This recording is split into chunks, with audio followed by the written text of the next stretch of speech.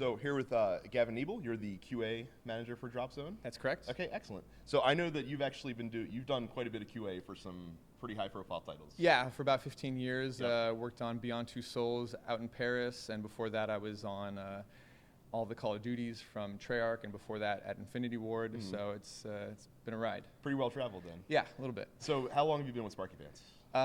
This February will be a year. Okay. Yeah. So since you've been around, you've been in a lot of game studios, lived in Paris, working for Quantic Dream. Yeah. So what kind of sets Baltimore apart? Like, what's unique about the game development scene out here?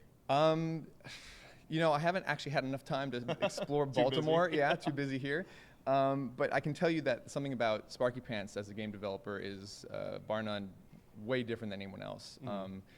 The autonomy you have, the respect you have, the ability to give your opinion on stuff, it's really unlike anywhere I've ever been. Well, and I actually want to ask you about that too, because obviously you've done QA for a lot of big like AAA games. Sure. So how's it different working for an independent studio where you have a little bit more flexibility?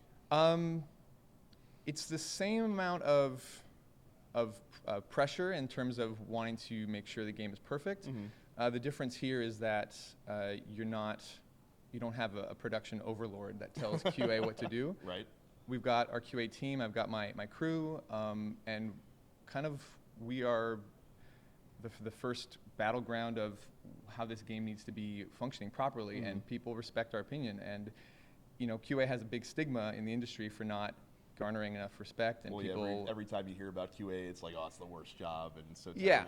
terrible. QA can be really tough sometimes, but SparkyPants makes it really easy to come into work. Yep. Because like your job is essentially you're trying to break the game for. Yeah, the a lot of most people think testing is just playing, and then I try and if anybody asks me that, I try and let them know a kind of a taste of what it's like, and I say, tell me your favorite game, and they'll say, oh, Demon Souls, and I say, okay, you know that first mission, play that for 4 weeks straight every day for 8 hours, and then they get an idea of what it's like. Right. So, Absolutely.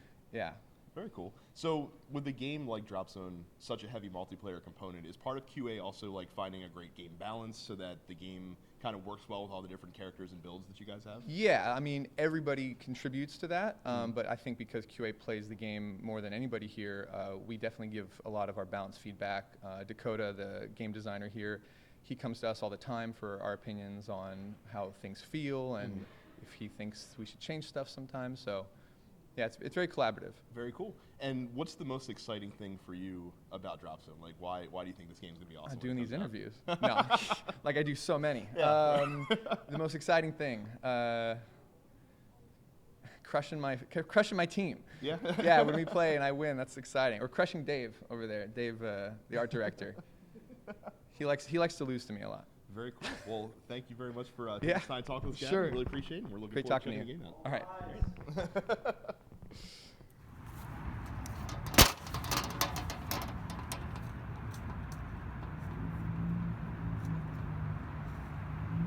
That was awesome.